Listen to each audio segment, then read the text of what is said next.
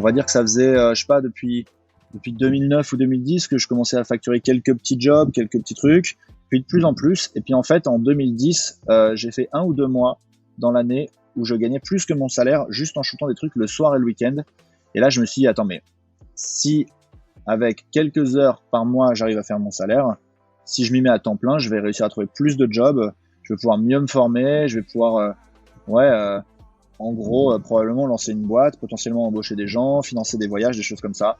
Et c'est le moment où je me suis dit, vas-y, c'est risqué, il y a peu de chances que ça marche. Par contre, si j'essaie pas, il y a aucune chance que ça marche. Donc, pour dire 2 choses un petit peu antinomiques, la première, c'est que, ouais, ton appareil photo va complètement déterminer ton style, mais quoi qu'il arrive, tu arriveras à shooter des trucs qui vont te plaire. Tu prends le moins bon appareil photo d'aujourd'hui, il défonce le meilleur appareil photo d'il y a 10 ans. Donc voilà, partant de là, aujourd'hui, avec n'importe quel matos, tu fais des trucs cool. Si je me dis il me faudrait une photo d'animal, je sais quels animaux j'ai, dans quels endroits dans le monde. Si je me dis il me faudrait une photo d'iceberg, je sais où aller chercher.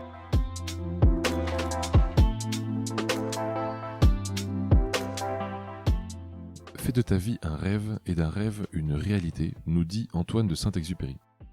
Bonjour à tous, je suis Pierre-Arnaud d'Estremaux, voyageur et aventurier à mes heures perdues. J'ai créé le podcast Un bol d'air avec pour seul but de vous faire découvrir la face cachée de la vie des plus grands aventuriers, voyageurs et sportifs de ce monde, pour connaître tous les engrenages et les rouages qui façonnent finalement l'image publique que nous avons d'eux. L'idée est très simple, prendre 1 heure de leur temps pour vous partager les anecdotes les plus folles et vous faire rêver un peu. Bonne écoute!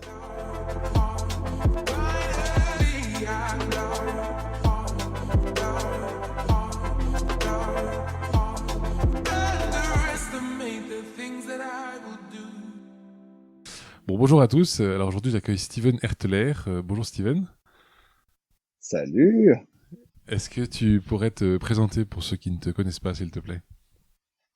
Absolument. Eh bien, je suis un photographe voyageur, passionné de notre planète, passionné de l'esprit humain, passionné des gens, des rencontres, passionné du développement personnel.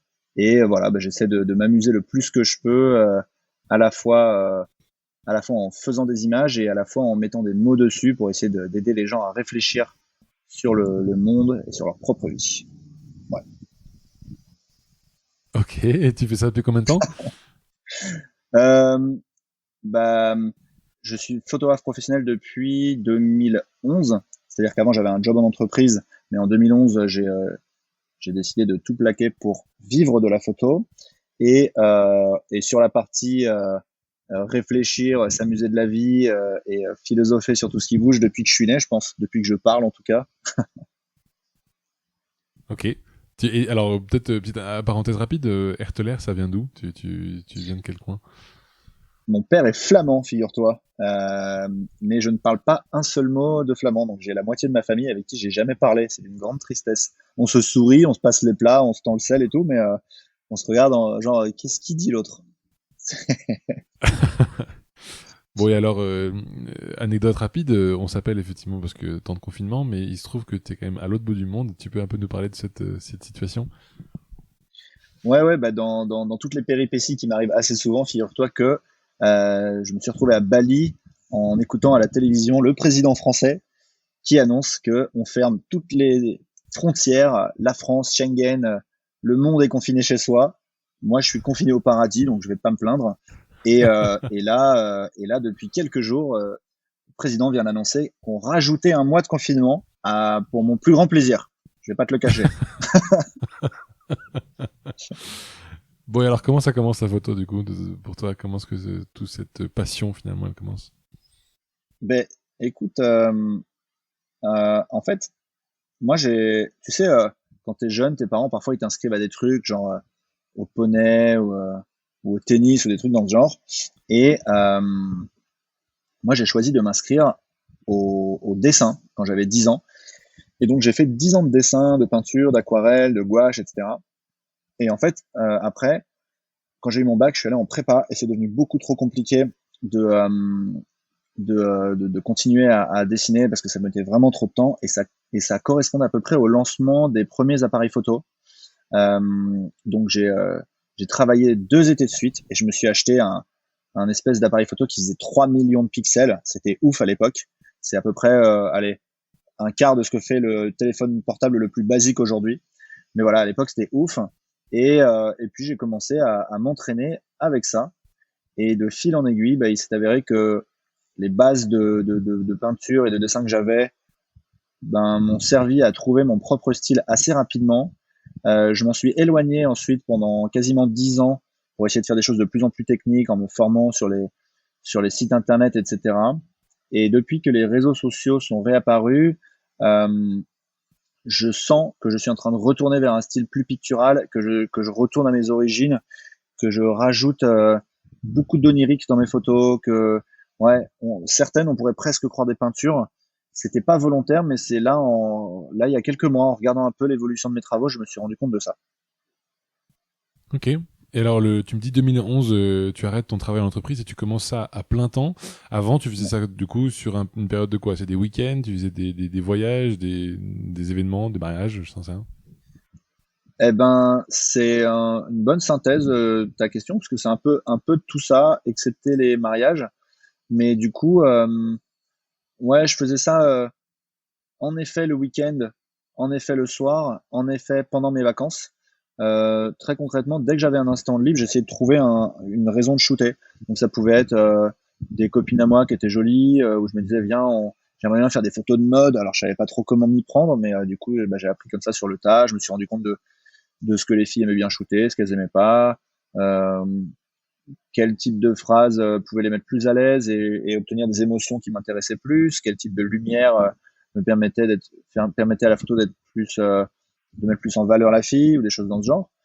Pareil pour pendant mes vacances, j'essayais de à chaque fois de partir dans une destination qui me faisait rêver et je au début j'essayais de trouver par moi-même des endroits, je parlais aux gens, je leur demandais s'il y avait un endroit un peu spécial à shooter. Je faisais aussi un peu de reportage, j'essayais de me retrouver dans des situations intéressantes. Et bref, de fil en aiguille, tout ça, ça a décanté. Et je me suis spécialisé dans des portraits type publicité, ce qu'on peut voir dans des pubs de parfums ou des choses comme ça, et dans des photos de voyage, type le genre de choses que tu aimerais imprimer pour accrocher chez toi. Ok. Et alors, à partir de quand tu commences à monétiser finalement cette passion? Parce qu'au début, ça reste du plaisir. Alors, quand est-ce que tu commences à te dire finalement, je peux peut-être en faire ma vie? Eh bien, écoute, figure-toi que dès mon premier jour d'activité en tant que photographe, j'ai commencé à gagner ma vie. Et en fait, donc en 2011, en fait, la réalité, c'est que j'avais déjà commencé un petit peu à gagner ma vie avant de me lancer à temps plein. On va dire que ça faisait, je sais pas, depuis 2009 ou 2010 que je commençais à facturer quelques petits jobs, quelques petits trucs, puis de plus en plus. Et puis en fait, en 2010, j'ai fait 1 ou 2 mois dans l'année où je gagnais plus que mon salaire juste en shootant des trucs le soir et le week-end. Et là, je me suis dit, attends, mais si avec quelques heures par mois, j'arrive à faire mon salaire, si je m'y mets à temps plein, je vais réussir à trouver plus de jobs, je vais pouvoir mieux me former, je vais pouvoir, ouais, en gros, probablement lancer une boîte, potentiellement embaucher des gens, financer des voyages, des choses comme ça. Et c'est le moment où je me suis dit, vas-y, c'est risqué, il y a peu de chances que ça marche. Par contre, si j'essaie pas, il y a aucune chance que ça marche. Donc let's go, quoi. Je me suis dit, je suis jeune, j'avais 25 ans, 26 ans, go, quoi. Au pire, au pire, je verrai plus tard, en fait. Mais pour l'instant, j'avais tellement envie, j'avais tellement de signes de tous les côtés qui arrivaient. Tu vois, il y avait des marques qui voulaient bosser avec moi. Quand je livrais un client, ils me redemandaient d'autres photos. Mes potes me disaient qu'ils aimaient bien ce que je faisais. J'avais gagné des concours. Il y avait Canon qui me sponsorisait. Enfin, j'avais quand même beaucoup de signes qui me disaient, mec, franchement, si tu tentes pas, tu vas le regretter toute ta vie, quoi. Et tu sais, il y a plein de gens, en fait, qui me racontent des histoires pareilles, qui me disent, putain, j'ai des signes de tous les côtés, mais j'ose pas me lancer. Franchement, franchement, faut faire confiance aux signes à un moment, tu vois. Je me dis, quand tu mets les efforts dans quelque chose et que tu as une passion et que tu as un rêve, ben, ben, si tu te lances et que tu lâches pas l'affaire, normalement, ça devrait passer.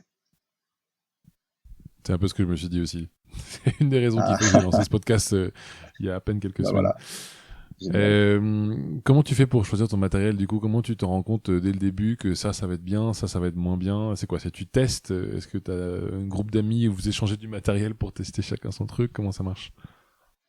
En fait, je suis pas un énorme geek là-dessus. Euh, ça, ça va être un peu décevant comme réponse, ou peut-être que ça va être rassurant pour tous les gens qui savent pas comment choisir. J'avais entendu dire que la compétition se faisait entre Canon et Nikon. Et du coup, je suis allé voir les deux à la Fnac, je pense. Et puis j'avais un budget, je sais plus ce que c'était. J'avais bossé un petit peu, j'avais, je sais plus, 1000 euros, je pense, un truc dans ce genre, ou 2000 euros, enfin quelque chose comme ça. Et je m'étais dit, il me faut un réflexe. Voilà, je suis chaud. Et je suis allé à la Fnac, j'ai regardé le Nikon, j'ai regardé le Canon, ce que je pouvais avoir pour le prix. Il devait potentiellement y avoir un pack pour le Canon, ou genre le Canon devait être un peu plus joli. Enfin, hein, ça s'est joué sur un détail comme ça. J'ai regardé les deux. Potentiellement, le vendeur m'en a conseillé plus un que l'autre. Enfin, c'était vraiment un choix un petit peu mou, tu vois. Je me suis dit, c'est eux les leaders. Je prends, voilà, celui qui a l'air cool. Et je suis tout le temps resté chez Canon parce qu'en fait, après, j'ai acheté des objets un petit peu mieux. Puis après, j'ai upgradé le boîtier. Puis j'ai racheté un flash. Et en fait, une fois que tu es dans un système, bah, c'est très compliqué de sortir de ce système. Et puis Canon est une marque vraiment excellente. Enfin, j'ai rien à redire. Et en fait, à partir d'un certain moment, en réalité, avec à peu près n'importe quel appareil photo, du moment que c'est un bon appareil photo, tu fais vraiment des trucs super stylés. Et tu vois là, par exemple, à Bali, ça s'est fait vraiment dans l'urgence. J'ai pas eu le temps d'aller chercher mon matériel, mais j'avais mon Leica sur moi, qui est un appareil. C'est le deuxième Leica, enfin c'est le troisième Leica que j'ai. J'en ai un argentique parce que tout le monde disait Leica marque d'exception, donc j'avais acheté un argentique. J'avais fait mon tour du monde avec un M9 qui était un des premiers numériques un peu solides de chez Leica. Et j'ai racheté le M, là, le dernier, il y a à peu près un an.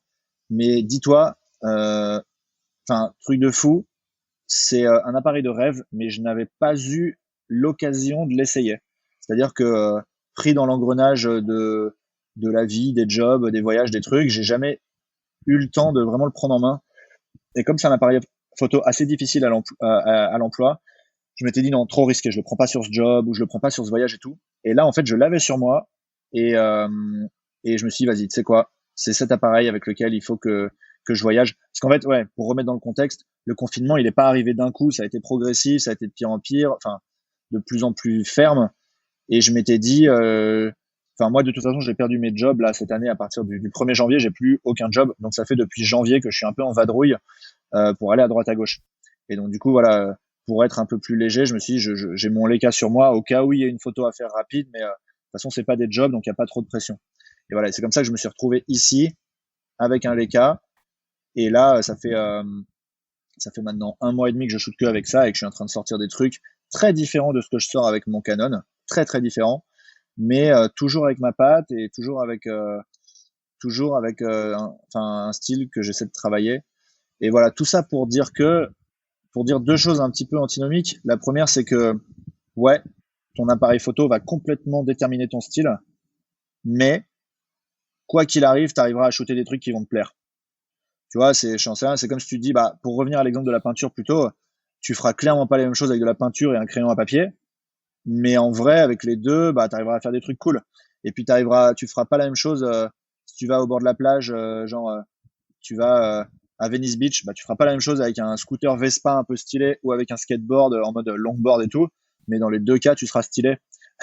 Et donc, voilà, j'ai envie de dire, ce qui est important, c'est de prendre en numéro un, de se dire, c'est quoi mon budget?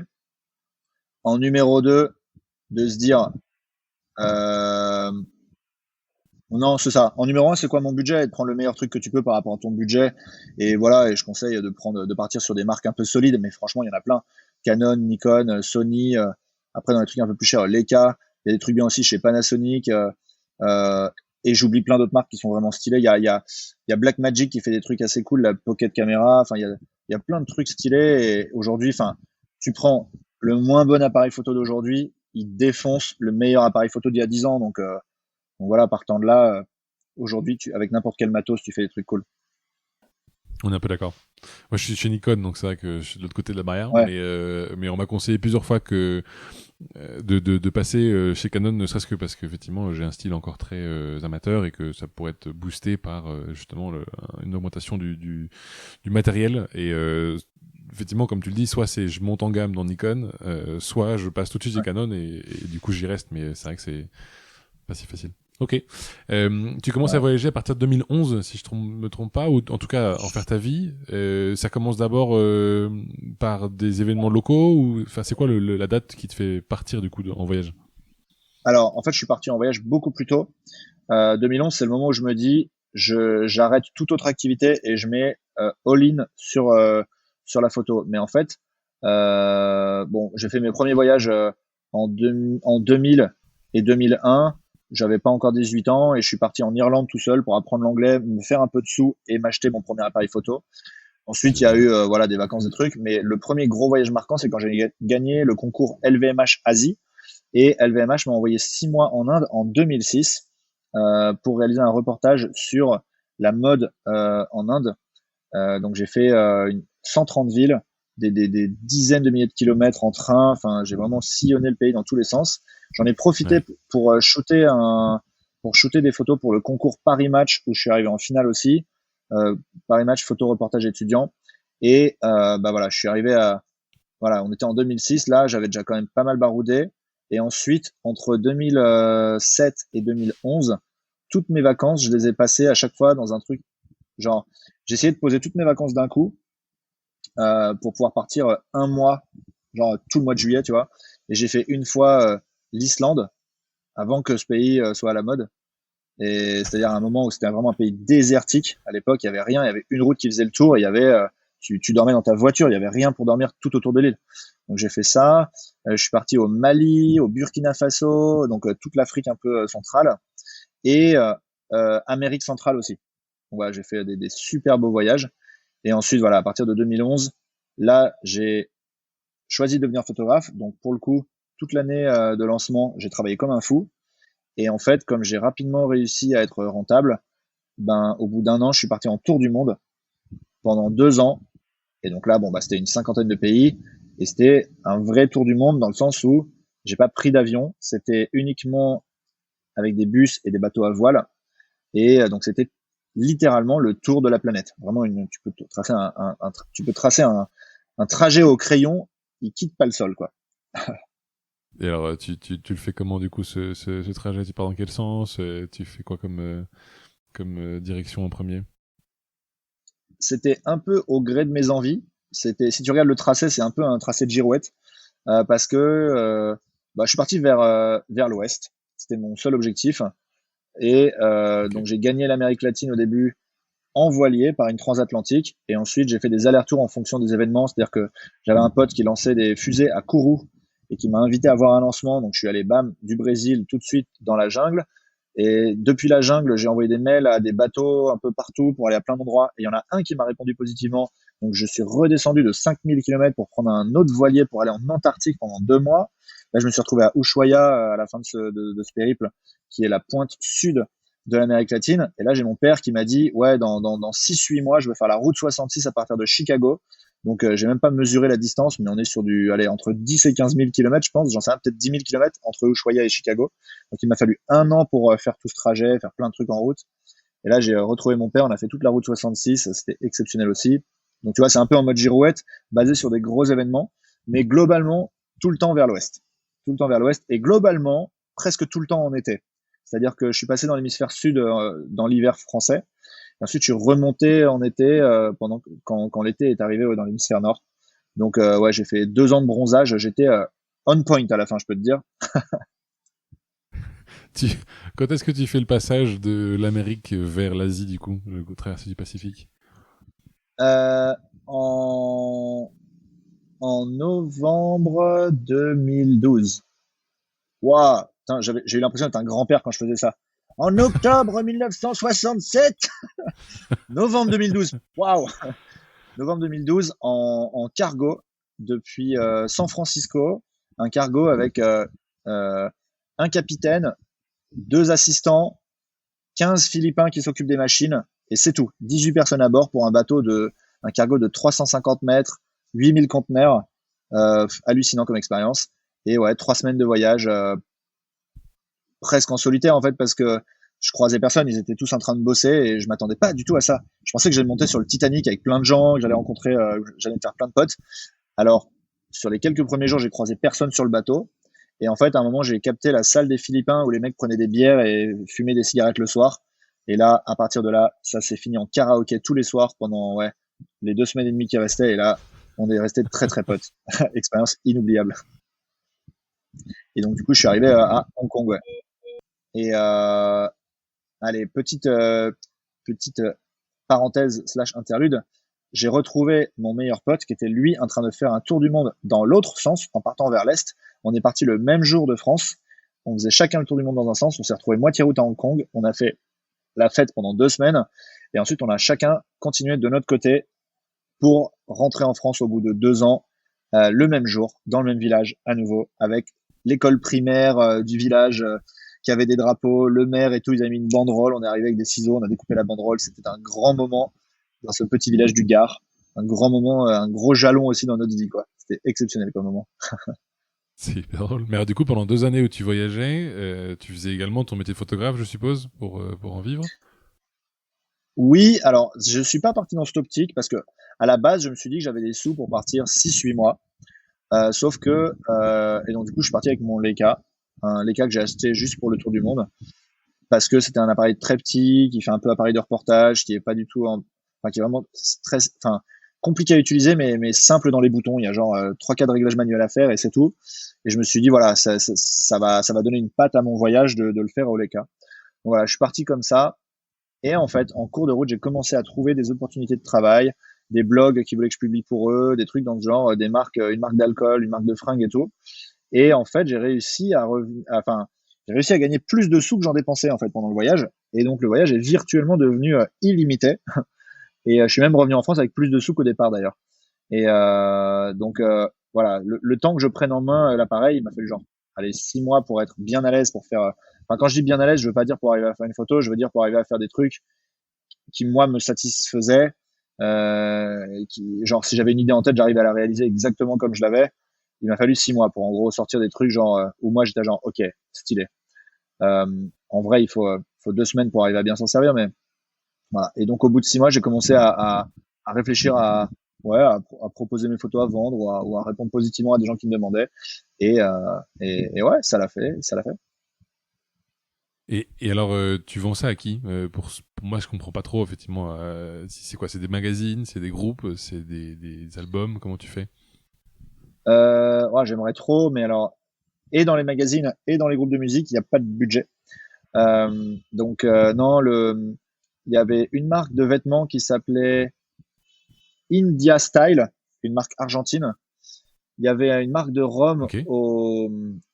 au Mexique, voilà, et j'alimentais le blog de L'Oréal Professionnel, une marque de produits pour cheveux. Et j'allais rencontrer des coiffeurs un peu partout dans le monde entier. Finalement, la photo que tu fais à titre perso, que t'aimes bien, celle qui te ressemble, est-ce que celle-là, tu la monétises comment, du coup, celle-là? Toi, sur ton profil, on voit souvent des photos assez euh, bah, nature, finalement. Et donc, Ouais. à qui est-ce que tu peux vendre, du coup, ce type de photo, quoi? Les photos que tu vois sur mon Instagram, c'est pas celles-là qui me rapportent, en fait, qui me permettent de vivre. Ok. En fait, c'est pas de manière directe. C'est-à-dire, je veux pas vendre les photos. Il il y a deux manières. Il y a deux. Ouais. Ok. Je vais t'expliquer deux dynamiques. La première, c'est le fait que mes photos plaisent à des gens sur Instagram, fait qu'il y a une audience qui va me suivre et il y a des partenaires qui sont intéressés pour communiquer auprès de cette audience. Un exemple, mon dernier projet, c'était, je suis allé au Pérou. Donc, l'Office du tourisme du Pérou m'a contacté en me disant, on aimerait beaucoup que tu viennes chez nous. Tu fais les photos que tu veux, tu parles de ce que tu veux, mais tu montres un peu à tes audiences ta vision de notre pays. Ça, c'est une manière pour le pays d'avoir de la visibilité auprès de 150 000 personnes. Moi, c'est une manière de m'éclater et de faire exactement ce que j'aime. J'ai aucun veto sur le style de photo que je dois faire. On m'indique pas du tout, faut shooter ça ou ça. Eux, ils mettent juste en m'organisant un voyage en me disant, voilà, on aimerait bien que tu couvres cet endroit du pays. On te prend tes billets d'avion. Euh, on te rémunère comme si c'était un job normal, en fait, comme n'importe quelle personne d'entreprise, sauf que ton job, qui est un peu un job de rêve, c'est de arpenter le pays, faire des belles photos. Et le deal, c'est que, je dois publier quelques photos sur mes réseaux. Deux, je dois faire des stories pour documenter un peu mon voyage. Et trois, je dois leur donner quelques photos à eux pour qu'ils puissent utiliser dans leur magazine, sur leur Instagram. Bref, le deal carré et normal, tu vois, très très honnête. Et voilà, ça c'est une première façon de monétiser, on va dire, de vivre de ça. La deuxième façon, elle est encore plus indirecte, c'est j'ai dans les 150 000 followers, il y a quelques centaines de personnes qui sont dans des entreprises et qui sont dans des services marketing ou communication, et juste qui aiment bien mon travail et qui me disent à un moment genre, hey mec, on a une campagne pour j'en sais rien, pour des lunettes de ski, et on aime bien ton style, est-ce que tu saurais shooter ça, est-ce que ça te dit? Et voilà, ça me permet moi de trouver des clients aussi qui juste font confiance à ma vision, à l'émotion que je mets dans mes photos et se disent, ah bah, go, let's work together. Et alors, j'ai peut-être mal saisi, tu disais que tu n'avais plus de travail depuis janvier, c'est quoi? C'est parce que c'est pas la période, donc c'est saisonnier du coup comme travail? Non, non, non, non, c'est purement coronavirus. C'est-à-dire que Ok. le blocus a été décidé, je sais même plus quand maintenant, en 1967. Non, mais il a été destiné il y a un mois à peu près. Mais et on en a parlé dans les infos depuis un mois et demi, on va dire. Mais les grosses entreprises, les gros clients, ils mettent le frein depuis début janvier. Enfin, en fait, c'est dans les news chinoises depuis fin décembre, début janvier. Et moi, mes gros clients, ils ont interdit de travailler avec des collaborateurs extérieurs depuis février à peu près.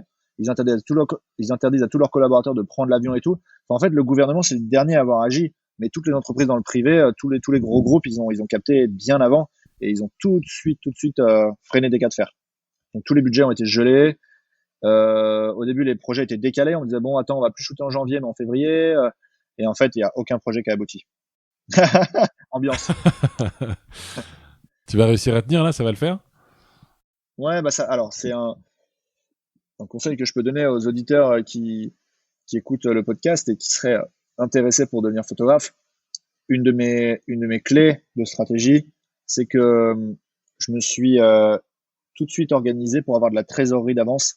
C'est-à-dire que l'erreur, c'est de se dire, j'en sais rien, dans mon ancien job, je gagnais 2 000 € par mois, et ben donc il faut que je gagne 2 000 € par mois. Ça, c'est une erreur.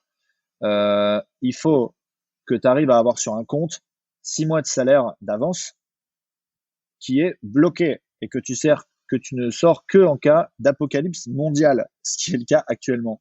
Genre, imagine, tu te fais voler ton sac, tu avais tout ton matos photo et tu as 15 000 balles à sortir pour tout te racheter. Bah, il faut que tu aies une somme qui te permette de racheter tout ton matos photo en cas de problème, qui te permette tu te pètes une jambe, bah, de tenir 6 mois, qui te permette, je sais pas, ouais, enfin, n'importe quel gros imprévu, personne va venir t'aider. Donc, c'est en fait avoir une somme de côté pour gérer ce genre de situation de crise. En vrai, je pensais pas du tout à une épidémie. Là, c'est vraiment enfin, la pandémie, c'est la petite ligne dans les contrats d'assurance que personne pense un jour activer. Mais ouais, en vrai, même si tu es assuré, en vrai, même si j'avais pris une assurance de ouf, je pense que les assurances ne couvrent pas les pandémies. Enfin, c'est un truc de ouf, hein. Donc voilà, le seul moyen, c'est d'avoir soi-même des sous sur plusieurs comptes en banque, parce qu'une banque aussi peut faire faillite. Enfin, ouais, je suis un peu de nature à prévoir, à assurer mes arrières. Donc pour l'instant, ça va, mais maintenant, si ça dure un an et demi, ça va être chaud. Mais comme ça va être chaud pour tout le monde d'ailleurs. C'était ma Donc question suivante. C'était comprendre dans la situation dans laquelle tu as de la trésorerie d'avance, est-ce que tu sais estimer le dernier jour, c'est quoi? C'est le 27 juillet? C'est le 30, c'est le 30 octobre? Ou c'est plutôt le 15 juillet 2021? non, bah, en fait, enfin, jusqu'à la fin de ma vie. C'est-à-dire que si je vois que ça part en galère, je vais trouver une autre organisation. Donc, tu sais, c'est un peu comme dans les films de guerre quand il te reste un an de stock de nourriture et quand il te reste plus que 6 mois, tu rationnes différemment les 6 mois et tes 6 mois font un an. Et puis quand il te reste 3 mois, bah, tu refais encore, tu rationnes à nouveau. Là, c'est un peu pareil. Genre, là, évidemment, bah, j'ai coupé toutes les dépenses. Bon, après, il faut toujours manger, des trucs dans ce genre, mais là, ça me permet de tenir longtemps. Et si jamais je vois que c'est chaud de chez chaud, bah, j'en sais rien, je vais louer un endroit pour habiter ici et bouger moins souvent pour que ce soit moins cher. Potentiellement m'organiser avec d'autres gens pour cuisiner, enfin faire des trucs dans ce genre. C'est non, ouais, ouais. Pour répondre, ouais, en gros, je suis pas inquiet pour l'instant. Pour l'instant, Tu disais tout à l'heure que tu voyageais avec ta partenaire. Elle te soutient. Elle est peut-être elle-même photographe aussi. elle est pas photographe, elle est, euh, elle est mannequin. Et donc, du coup, ça me permet d'avoir des silhouettes sur mes photos. Et ouais, ouais, bah, ça m'est arrivé dans le passé d'avoir des copines avec enfin, qui voyageaient pas ou qui avaient un job ou des trucs comme ça. Et voilà, je me suis rendu compte que c'était pas compatible, que la seule manière d'avoir une vie sentimentale, c'était soit des petites histoires, mais c'est pas ce qui m'intéresse, soit d'avoir des choses un peu plus sérieuses. Mais dans ce cas-là, ça passe par avoir un lifestyle qui est compatible et donc être mobile, clairement. Est-ce que dans ce schéma-là, t'as pas l'impression que du coup, c'est difficile de séparer ta vie perso de ta vie pro? Parce qu'en fait, à tout moment, tu peux avoir Ah une ouais, scène qui va devenir une photo à prendre et donc ça devient du moment pro. Et en fait, ça peut être pendant le ouais, dîner, tu vois, de... ah ouais, ouais. Ah bah je te confirme que il y a aucune différence entre ma vie pro et ma vie perso. Euh, mais d'une certaine manière, tu as deux façons de le voir. D'une certaine manière, soit je bosse jamais, soit je bosse toujours. C'est-à-dire que j'ai pas l'impression de travailler dans le sens où jamais j'échange mon temps contre quelque chose que je veux pas faire. Enfin, jamais je vais accepter de me faire payer pour quelque chose que j'ai pas décidé qui me plaisait. Et pour moi, c'est un peu ça du travail. Enfin, une des définitions du travail, c'est genre, ok, je te donne 8 heures, tu me donnes 100 euros, quoi. Mais, euh, mais ouais, ça fait longtemps que je suis sorti de ce système et que, et que je fais des choses que je serais prêt à faire même si j'étais pas payé, en fait. Enfin, l'intégralité de mes journées sont composées de choses que je serais prêt à faire gratuitement. Euh, par contre, je le ferai, enfin, je serais prêt à le faire, mais ça veut pas dire que je le fais parce qu'il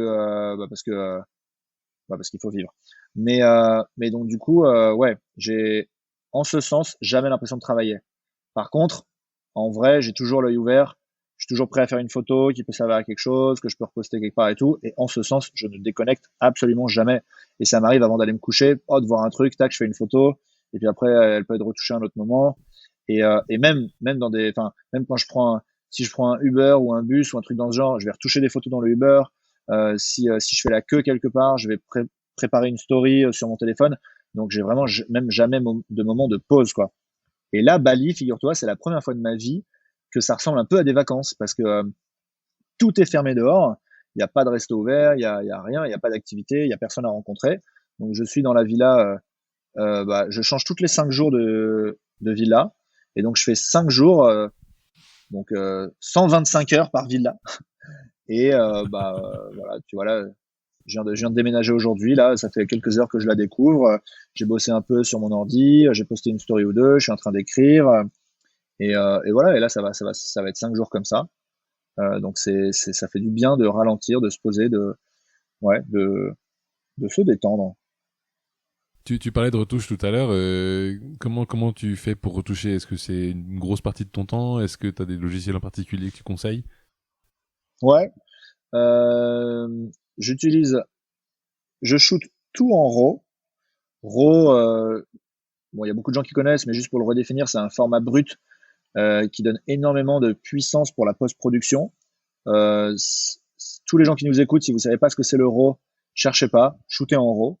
Au pire, un jour, vous saurez à quoi ça servira dans le futur et ça vous donnera la possibilité de retoucher vos photos. Il faut shooter en RAW. Donc, je shoot tout en RAW et ensuite, je, je sélectionne mes photos favorites que j'importe sous Lightroom. Donc, par exemple, si j'ai shooté 1000 photos, en général, j'en importe genre 100 sous Lightroom.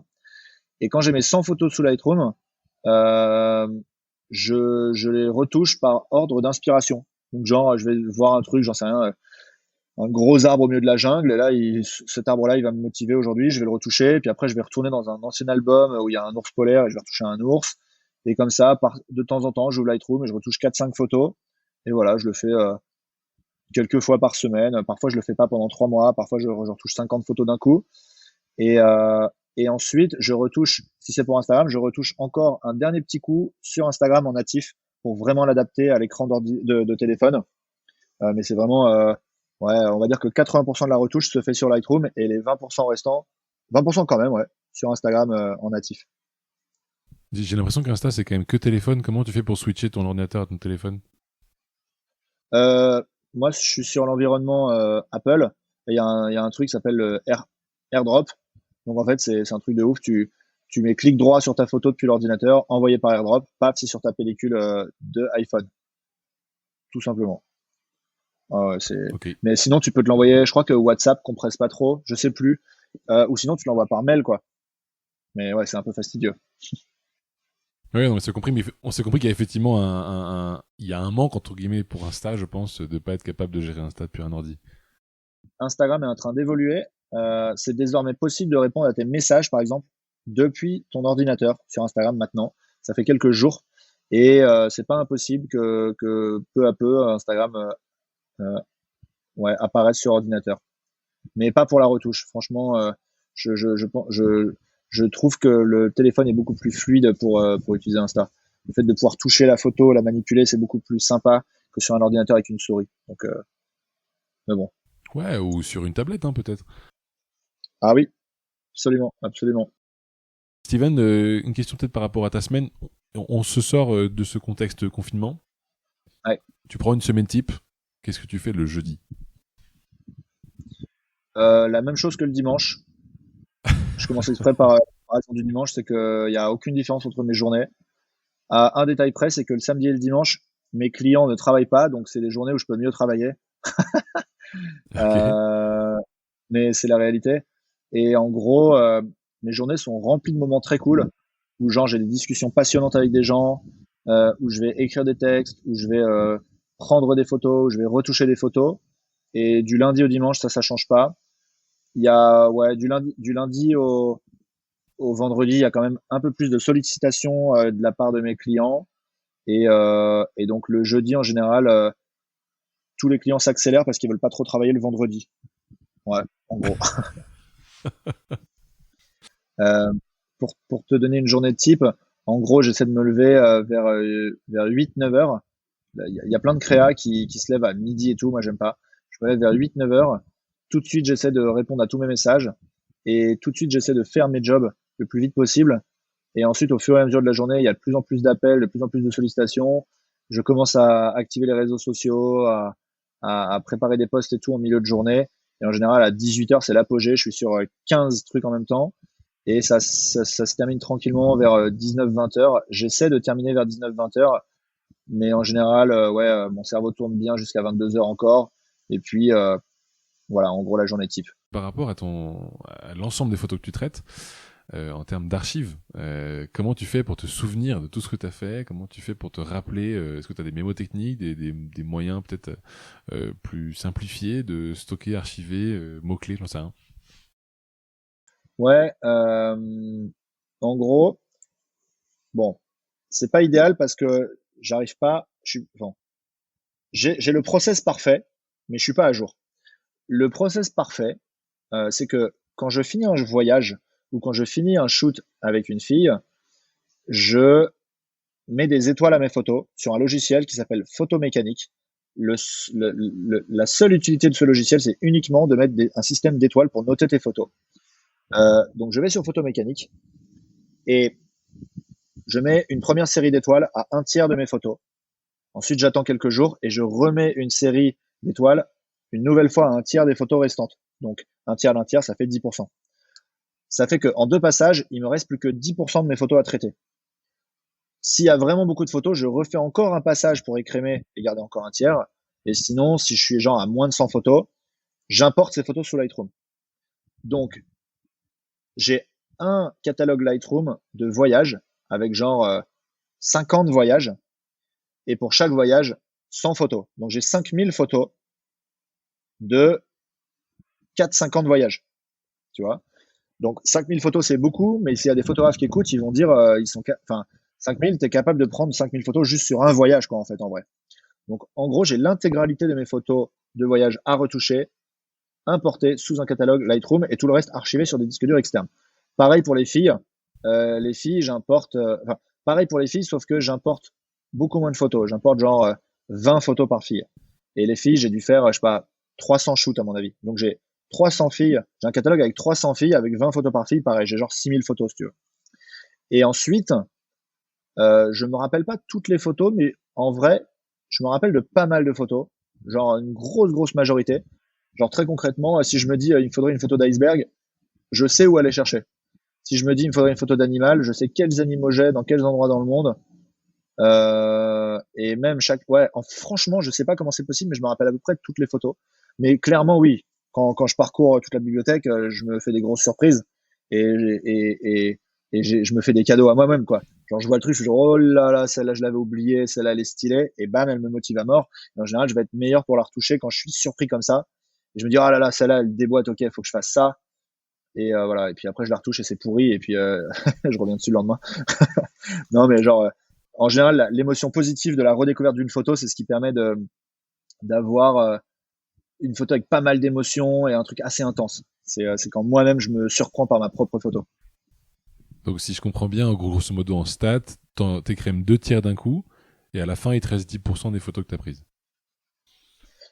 Voilà, j'écrème 2 tiers, puis encore une fois 2 tiers. Donc 2 tiers Ouais. fois 2 tiers, ça fait 90%. Ou en gros, sur 100 photos, j'en garde 30, et puis sur 30, j'en garde 10. Et voilà. Et c'est sur ces 10 que je travaille. Et je Et retouche pas d'où les ma 10. question. J'importe les 10 et je retouche ensuite. Je me promène dans mes 5000 photos et je retouche un peu au feeling, quoi. Au fur et à mesure. Donc tu gardes du coup, si je comprends bien, toutes ces photos-là. Comment tu fais pour te débarrasser du reste? Parce que moi j'ai un truc effectivement à titre perso, c'est très difficile de supprimer toutes celles que je ne veux pas, dans le sens Ouais. définitivement. J'ai vraiment du mal. Je n'ai jamais. Il y a une chose que je n'ai jamais fait de ma vie, c'est effacer une photo.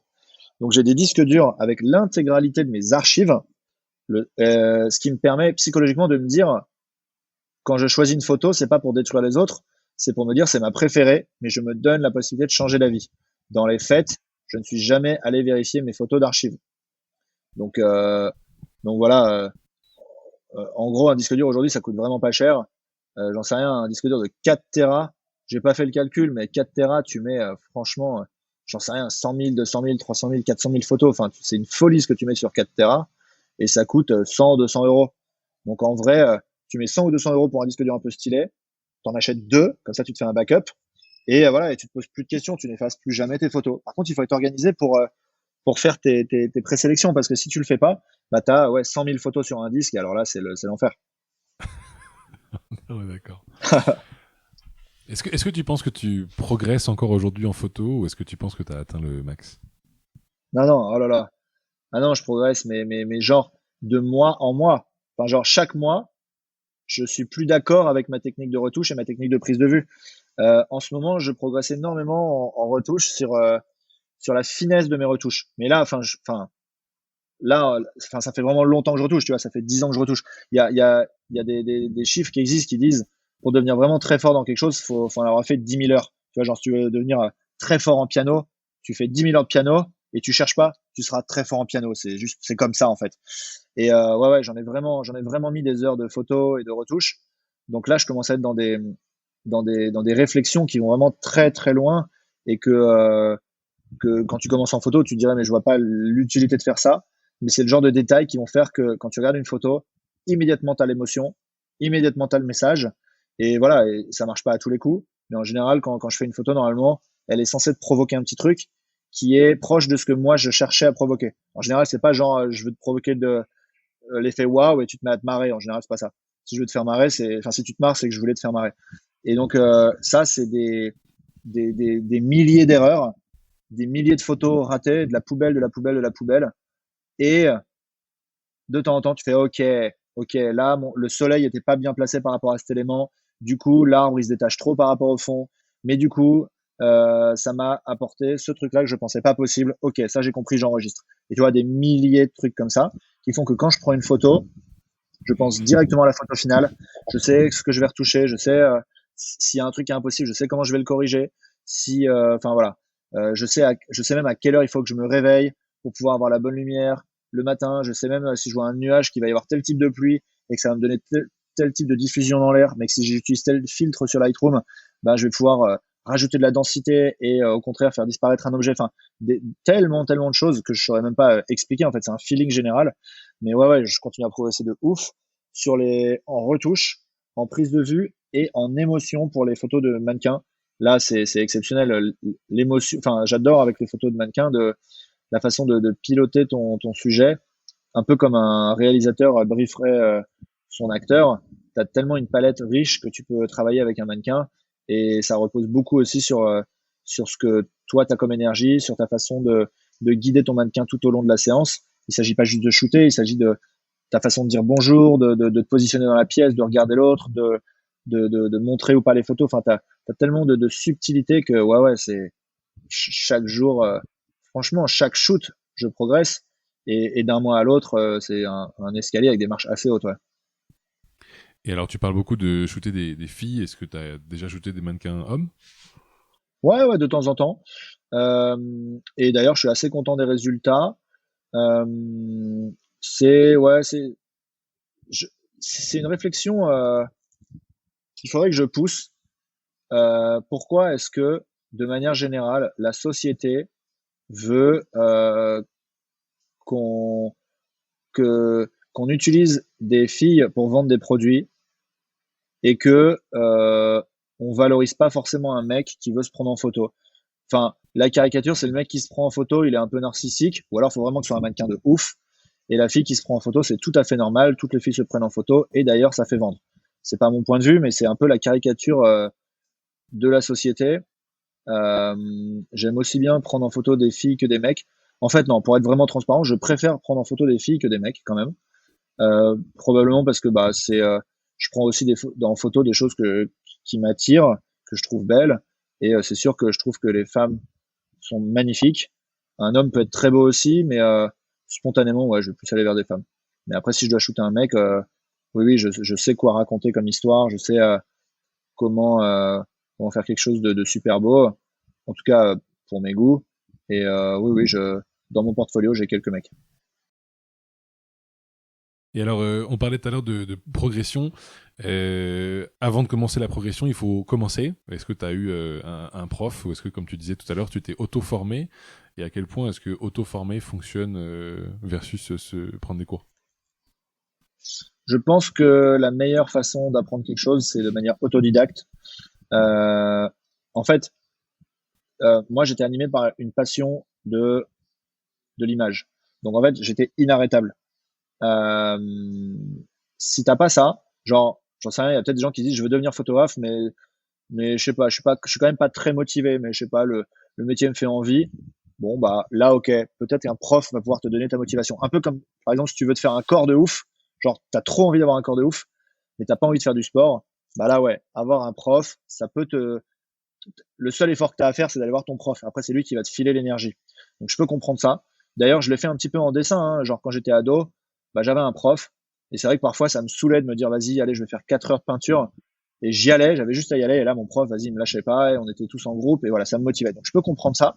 Et, et là, pour, pour cette motivation, je peux comprendre qu'un prof soit utile. Mais sinon, si tu as, comme moi aujourd'hui, la passion de faire des images, en fait, c'est plutôt le contraire. Je peux même pas m'arrêter. Il faut que je me dise stop parfois. Genre, il faut que je profite du moment. Donc, si tu as ça, tu t'es inarrêtable, en fait. Et en fait, moi, la photo, j'ai commencé à une époque où il y avait, enfin, j'ai commencé en 2002. Donc, il y avait pas de tuto sur YouTube, il y avait pas de site internet pour se filer des cours. Donc, j'ai appris par moi-même. Et franchement, il m'a fallu plusieurs années pour apprendre ce qu'aujourd'hui tu peux apprendre en quelques semaines sur YouTube. Enfin, il y a des tutos de malades, il y a vraiment des trucs de malades.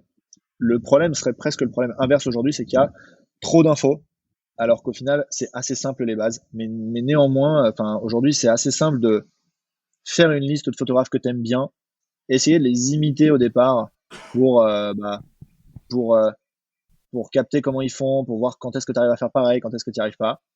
Et peu à peu, mélanger un peu les styles, apporter ta pierre à l'édifice et tranquillement inventer ton propre style. Ça, c'est le Graal. Et voilà. Et moi, bon, moi, j'ai toujours cherché à avoir mon propre style. Je l'ai développé tout seul au début. Ensuite, il y a eu les réseaux sociaux. Ça m'a vraiment inspiré. Ça m'a super inspiré.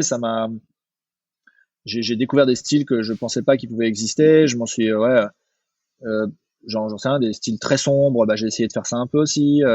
Des styles très, je sais pas quoi. Enfin, genre des noirs un peu fumés en changeant un peu les courbes de niveau. Enfin, des trucs dans ce genre.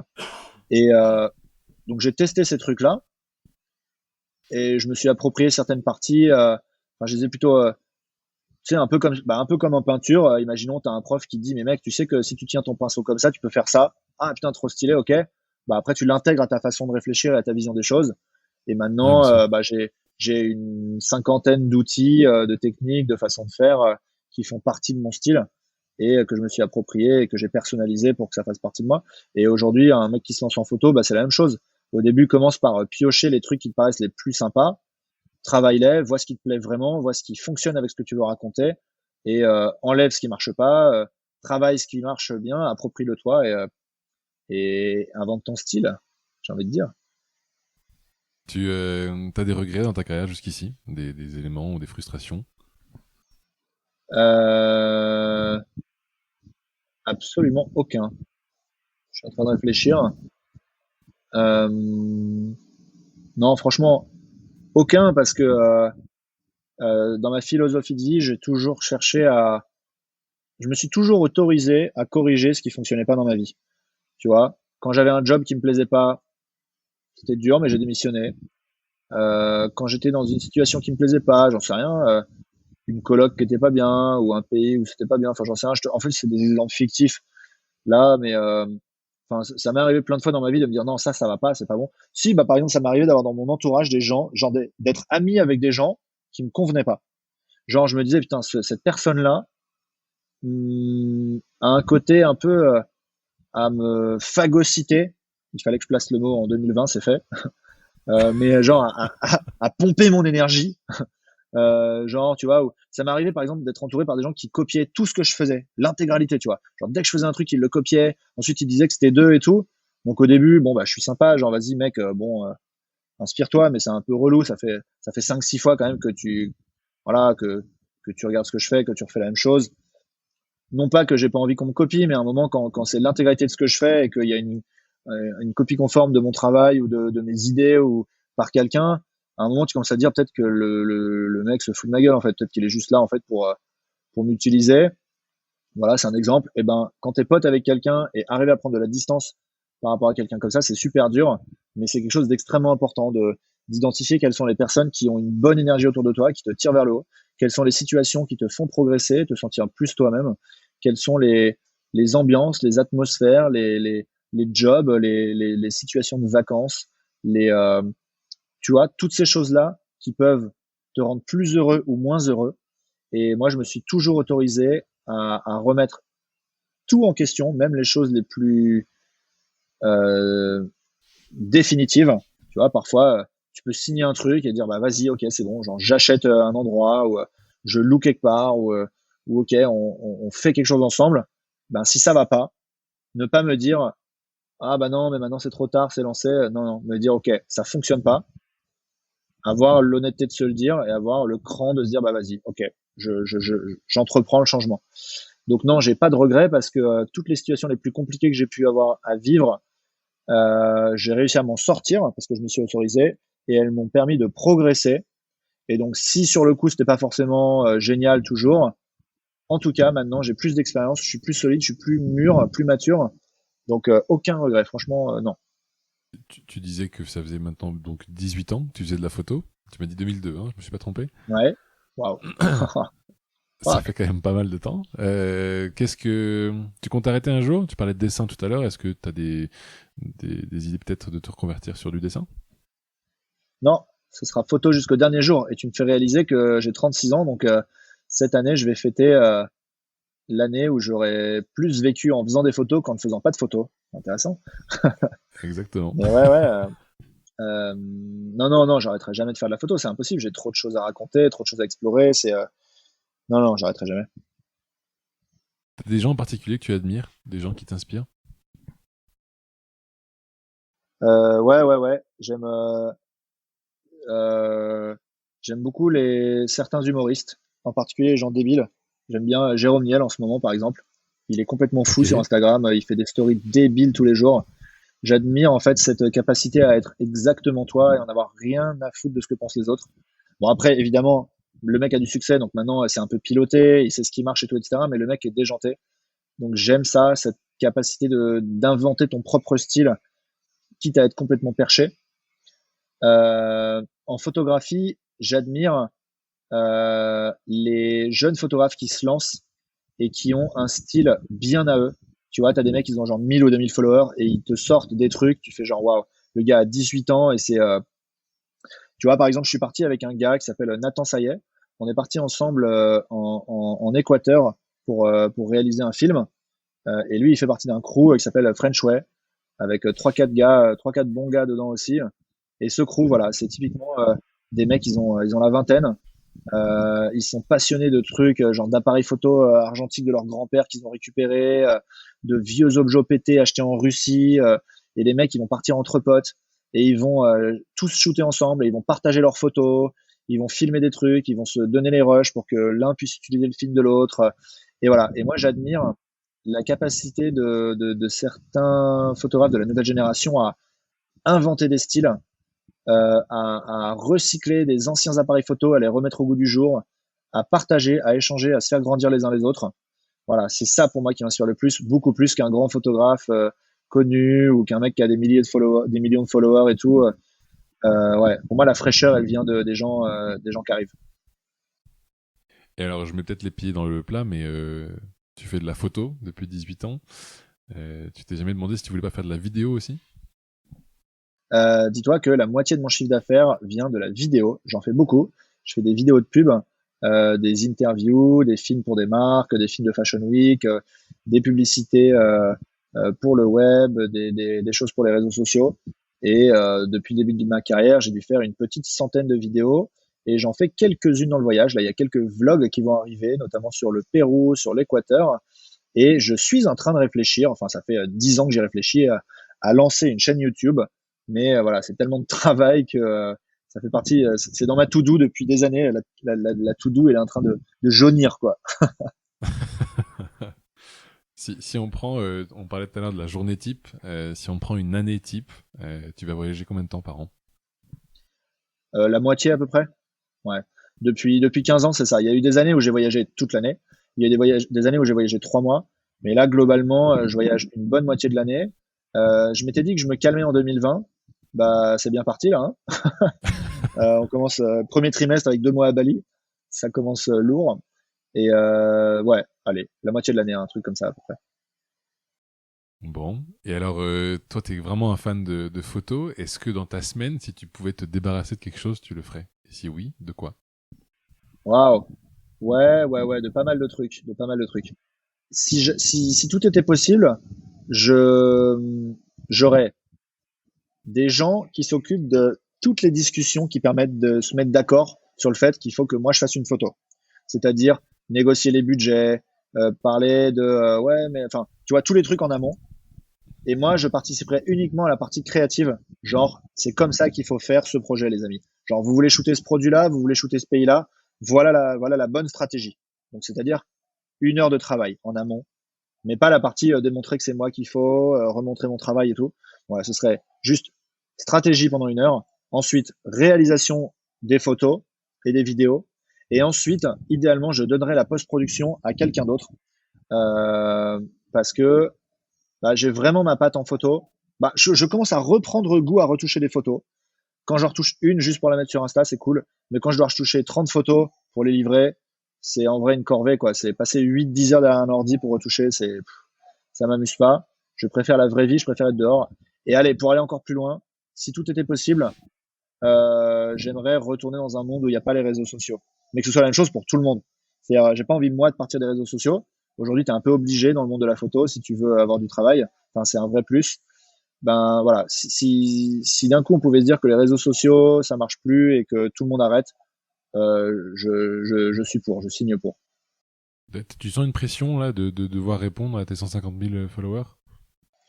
Ben ouais, enfin c'est pas une pression parce que en vrai si j'y suis c'est que ça me fait plaisir et que je m'éclate, mais je sens surtout une pression de la part des autres photographes, des créateurs de contenu.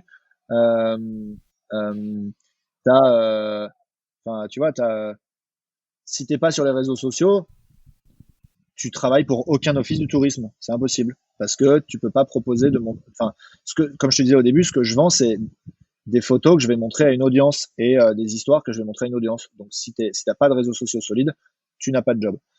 Euh, En pub, c'est en train de prendre la même tournure. Il s'agit pas d'avoir 150 000 followers en pub. J'ai un compte beaucoup plus petit. Tu vois, j'ai 15 000 followers sur mon compte de portrait et ça suffit en tant que photographe de mode. En général, les photographes de mode, ils ont entre 5 000 et 20 000 followers, si tu veux. Donc je suis dans la norme. Mais par contre, si tu as 0 follower, tu es un extraterrestre. Donc, faut soit que tu sois un génie et que tu été publié dans Vogue plein de fois, soit que, bah non, soit t'as pas de job. Donc, ouais. Steven, ça va bientôt faire 1 heure qu'on discute. J'ai 2 petites Ah, questions avant qu'on se quitte. ouais, ouais. La première, c'est tu peux nous expliquer exactement comment on fait pour te suivre. Ah ouais, carrément. Euh, c'est assez facile une fois que tu as réussi à épeler mon nom. Il faut le meilleur endroit pour me suivre, c'est sur Instagram. Et mon nom, c'est Steven Herteler, c'est Steven. Et ensuite Herteler, Hertel, 2 E-R. Donc Steven Herteler, ça c'est mes photos de voyage. Pour mes photos de mode, c'est beaucoup plus simple, c'est S-I-X-E, Six, parce que dans Steven Herteler, il y a 6 E, donc le compte c'est Six. Ok, Et voilà, très ça clair, c'est mes parfait. comptes. Et la deuxième question, du coup, est plus pour la suite. Si on devait conseiller à quelqu'un qui se lance dans la photo, ce serait quoi les étapes selon toi? Numéro un, tu n'attends plus, tu commences dès aujourd'hui. Allez, vas-y, c'est bon, ok, je te donne un plan. Tu reportes pas à demain, tu procrastines pas, tu t'y mets aujourd'hui, tu ouvres un compte Instagram. Donc, soit tu as déjà un compte Instagram et tu utilises celui-là, soit tu n'en as pas et tu en ouvres un exprès. Et tu commences à shooter des choses. Non, tu observes des gens qui t'inspirent et tu dis, je vais re-shooter la même chose. Tu shootes la même chose, tu le postes sur ton Insta et tu vois ce qui t'amuse le plus, là où tu es le meilleur, ce qui plaît le plus aux gens. Et tu essaies de faire plus de ça. Tu essaies de faire moins de ce qui te plaît moins. Et comme ça, tu vois un peu, tu te mets le pied à l'étrier un peu comme un exercice où tu dis, vas-y, chaque journée, je fais une photo. Et tu n'arrêtes pas, jamais. Sur un an, tu fais 365 photos que tu postes. Et ben, je peux te dire qu'au bout d'un an, tu auras méga progressé, tu auras commencé à développer ton propre style, tu sauras ce qui te plaît et ce qui te plaît pas, tu auras potentiellement commencé à générer de l'attention et voire même potentiellement commencer à gagner un peu de sous avec ça. Et rapidement, tu devrais, au bout d'un an, 2 ans, 3 ans, potentiellement pouvoir en faire ton métier.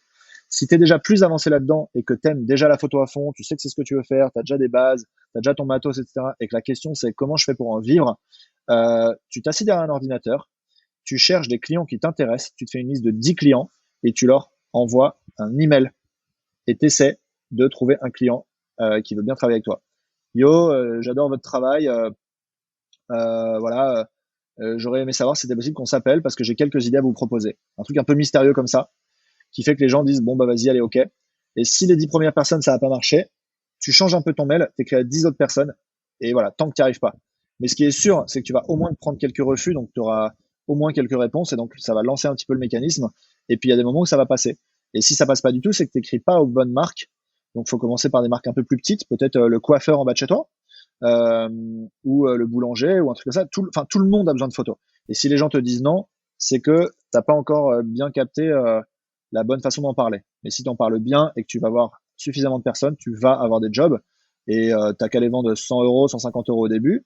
Et puis après, tu passes à 300 euros, 600 euros, 1000 euros le jour où tu commences vraiment à avoir une patte et à avoir une signature. Et puis, enfin, je parle pas 1000 euros la photo, je parle 1000 euros le job. Et puis voilà, si tout se passe bien, tu devrais pouvoir un jour être photographe. Bah, top.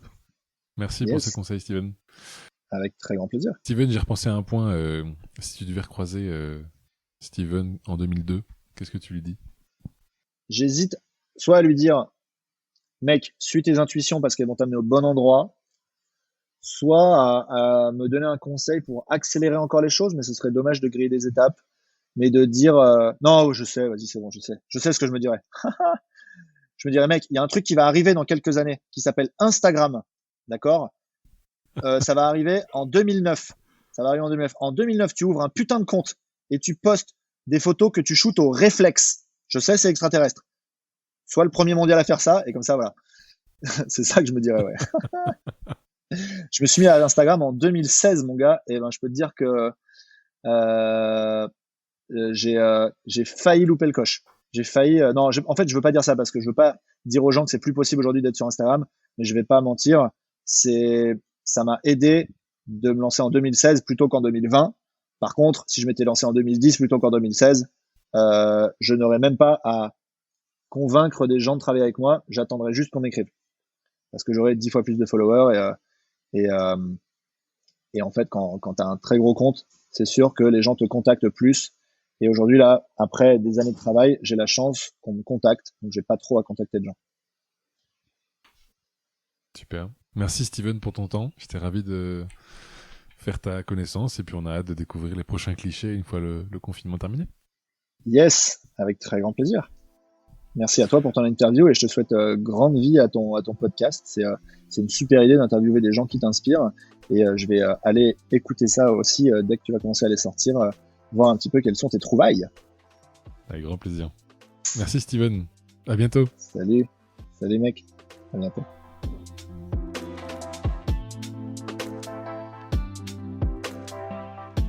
Si vous avez aimé ce podcast, n'hésitez pas à le partager à au moins 2 personnes pour le faire connaître encore plus. Et pour ne rien rater des prochains épisodes, abonnez-vous à la page Facebook et à la chaîne. À bientôt.